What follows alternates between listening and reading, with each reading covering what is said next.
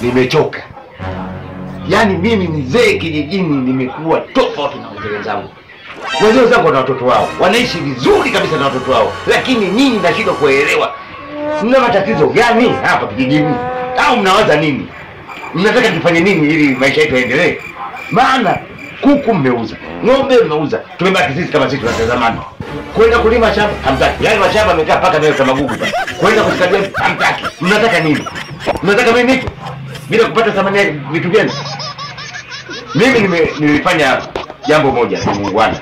Nilitoka jana asubuhi nilipokuwa chini hapa. Mimi nenda zangu kajifanya nenda shamba, nikapita kwa mtaalamu.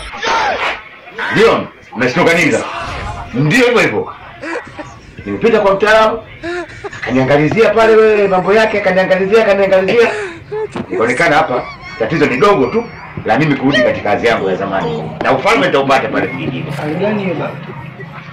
Kuna vitu nimechezewa pale kama kuna watu wameniweka vitu vya ajabu ajabu. Kwa hiyo dawa yake nilipata. Kwamba mganga akanikabidhi binti ambaye ndio sio kama ndoa yake alivyo hivi vitu. Yaani yeye muda wote kija pale nyumbani kwao ni mtu akucheka ndio hivyo unamuona. Yaani hali yake ndio hivyo hivyo. Na mimi nikasema huyu ndo atamsaidia, atawasaidia nyie. Hali yake akucheka mtu yote atakayekuja basi ndio maisha yenu yanaenda kuwa mazuri. Nikamwambia basi nikakabidhi wewe binti ndio nimekuja naye ili nikuozeshe wewe. Baba hapana baba. Nini? Ndio baba.